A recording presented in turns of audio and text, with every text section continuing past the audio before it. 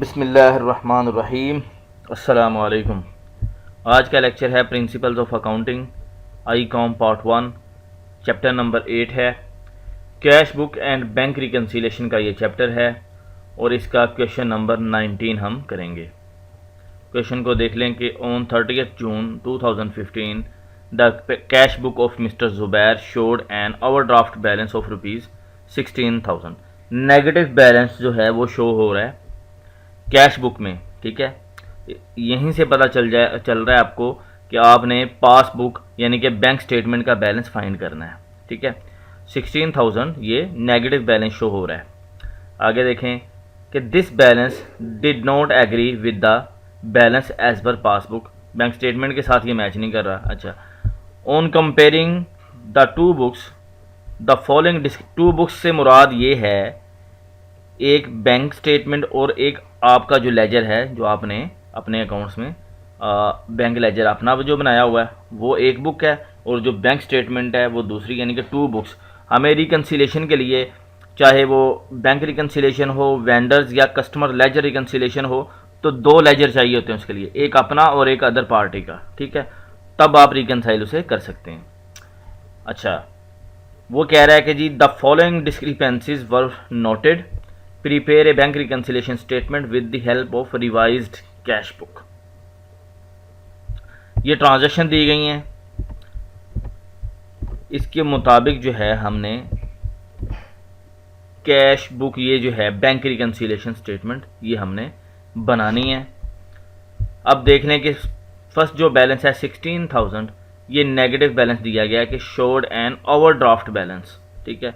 यहाँ पे आप सबसे पहले लिखें balance as per cash book. यहाँ पे मैं लिख देता हूँ अनफेवरेबल। नेगेटिव बैलेंस को अनफेवरेबल लिखा जाता है और अगर पॉजिटिव हो तो उसे फेवरेबल लिखा जाता है। अब नेगेटिव है, ओवरड्राफ्ट कर लिया है, बैंक से ज़्यादा विड्रॉ कर लिया, तो ये देखें नेगेटिव के साइन के साथ ही मैं 16,000 लिख रहा हूँ। ये लिख दिया 16,000 नेगेटिव साइन के साथ, ठीक है। नेगेटिव बैलेंस है। इसके बाद हम one by one in transactions को देख लेते हैं। फर्स्ट ट्रांजैक्शन जो है इसे देखें कि cheque for ₹4,000 paid into the bank for collection. Paid means के डिपॉजिट करवाया है, ठीक है। पेड का लफ्ज़ प्रोफेशनली वो मुनासिब नहीं है, लेकिन जब बैंक में डिपॉजिट करवाया जाता है तो बाज़ औक़ात ये पेड यूज़ कर रहा है और बाज़ का डिपॉजिट। पेड और डिपॉजिट को आपने सेम सेंस में ही लेना है कि paid into bank for collection on 28 June 2015 have not yet been collected, ठीक है। 28 जून को जमा हुआ है चेक, 30 जून की आप रिकन्सिलेशन बना रहे हैं, लेकिन 30 जून की बैंक स्टेटमेंट में ये चेक जो है अपीयर नहीं हो रहा, अभी तक प्रेजेंट नहीं हुआ, ऐड नहीं हुआ आपके अकाउंट में, ठीक है। ट्रांजैक्शन नंबर ये 2 है।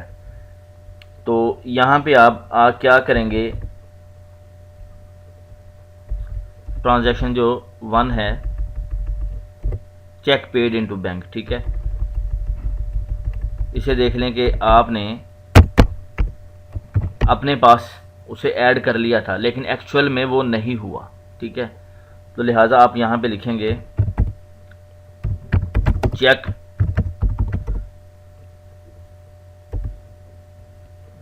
डिपॉजिटेड बट नॉट क्रेडिटेड, ठीक है। दोबारा से देखें कि आपने ये 4,000 जो है, ये जब ये चेक जमा करवाया बैंक में तो आपने अपने पास अपनी कैश बुक में बैंक का बैलेंस इंक्रीज़ कर दिया, ठीक है। एक्चुअल में जब बैंक स्टेटमेंट आपने 2 दिन बाद ली तब भी वो चेक क्लियर नहीं हुआ था, बैंक में क्रेडिट नहीं हुआ, आपका बैलेंस इंक्रीज़ नहीं हुआ, ठीक है। लेकिन कैश बुक में आप कर चुके थे, तो लिहाजा आप यहाँ पे लेस करके शो करेंगे कि आपने ऐड तो किया लेकिन एक्चुअल में वो ऐड हुआ नहीं अभी तक, ठीक है। तो फर्स्ट वाले कॉलम में आप यहाँ पे अमाउंट लिख देंगे 4,000 है। उसके बाद सेकंड ट्रांजैक्शन है कि cheque for ₹3,000 issued on 26 June 2015 have not yet been presented for payment.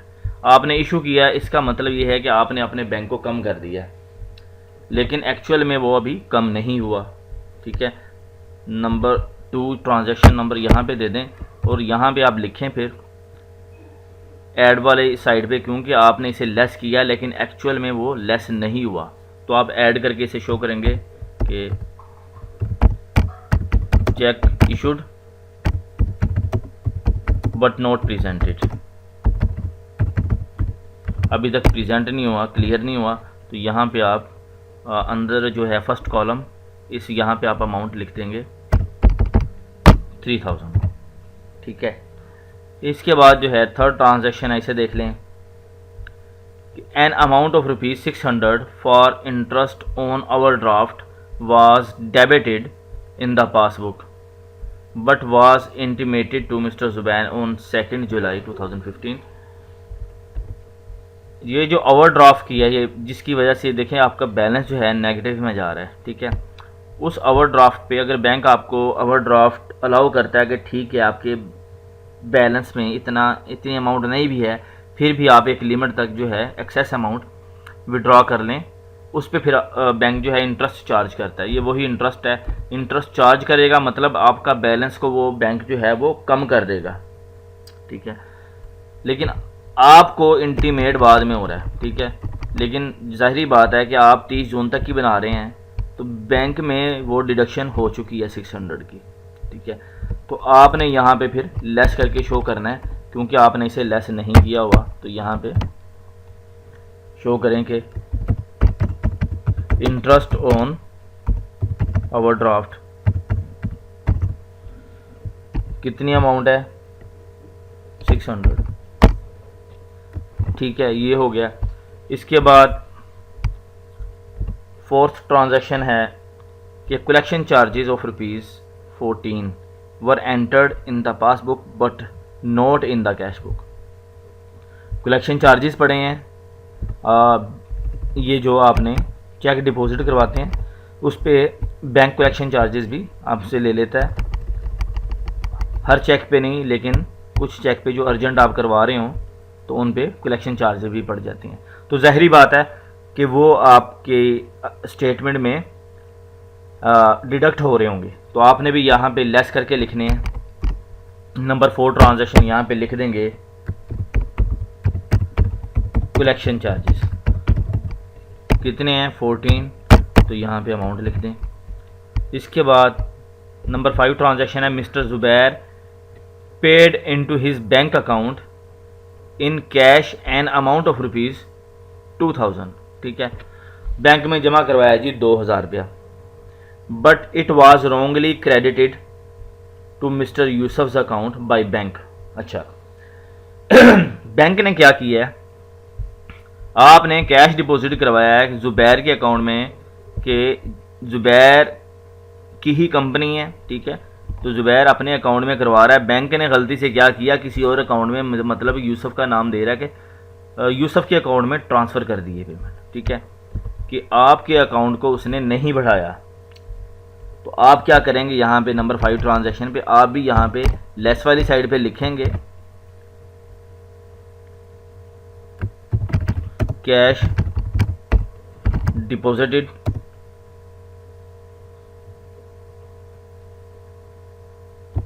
but wrongly credited Yusuf's account, wrongly credited by bank.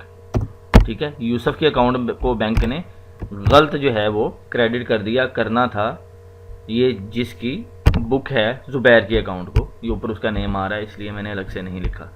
तो यहाँ पे आप उसकी अमाउंट लिखें 2000।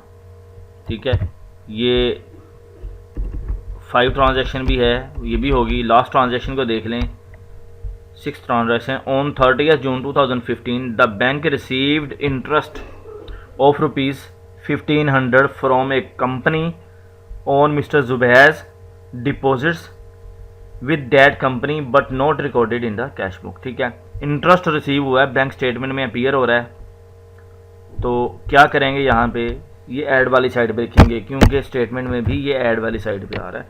तो आप यहाँ पे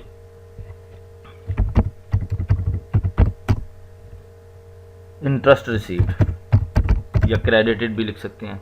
कितनी अमाउंट है, 1500।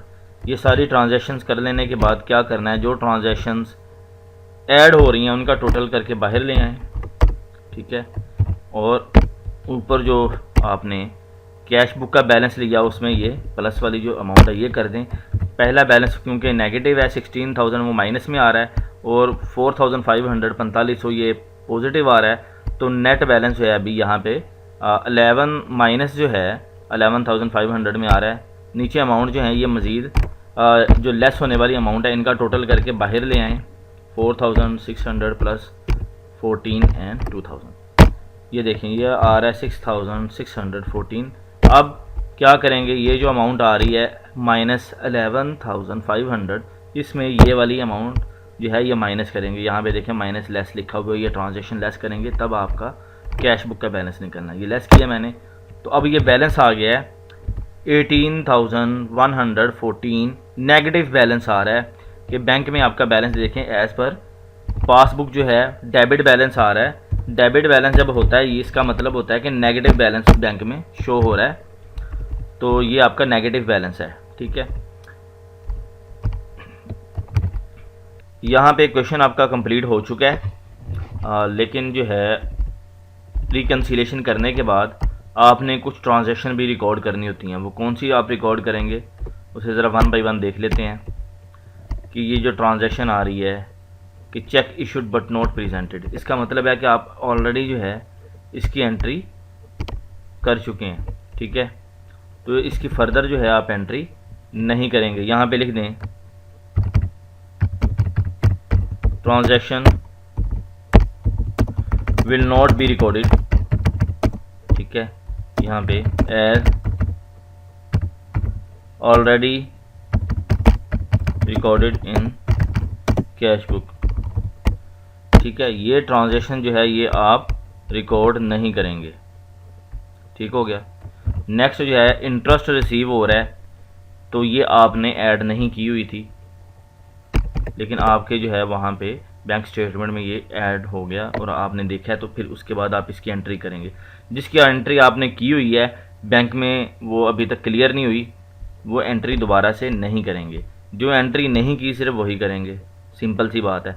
इंटरेस्ट रिसीव है, ये आपने नहीं एंट्री की, यहाँ पे लिख देते हैं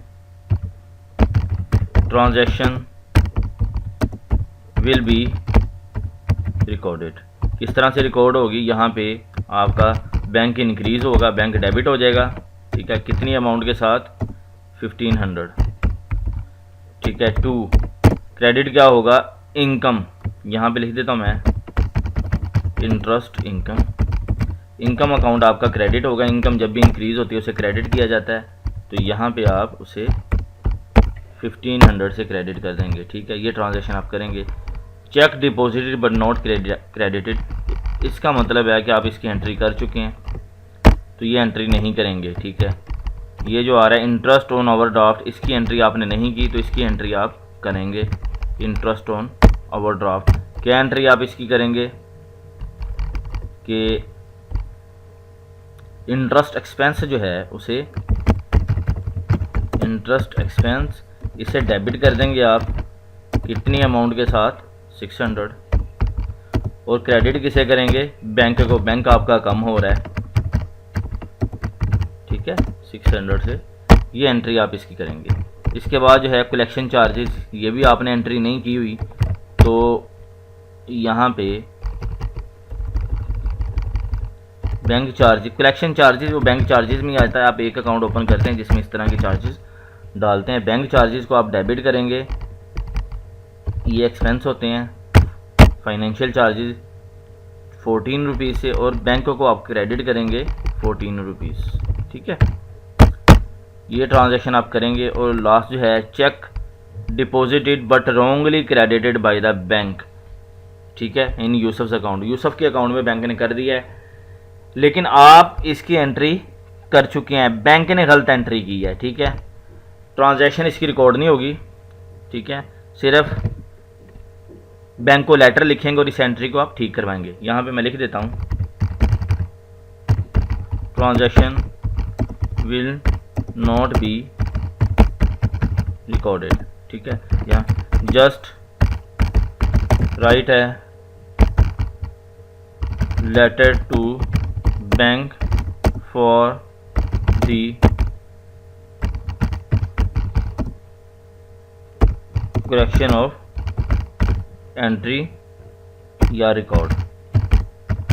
ठीक है, आप एक लेटर लिखेंगे कि भाई ये एंट्री से ठीक करें कि ये मेरे अकाउंट को क्रेडिट करें। ठीक हो गया, तो ये ट्रांजैक्शन ये आपने करनी होंगी। क्वेश्चन आपका कंप्लीट है।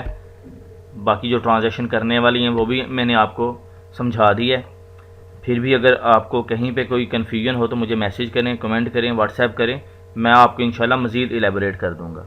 वीडियो को लाइक करें, अपने दोस्तों के साथ शेयर करें। अगर आप इस चैनल पे नए हैं तो प्लीज़ इसे सब्सक्राइब कर दें। Thanks for watching my video. अल्लाह हाफिज़।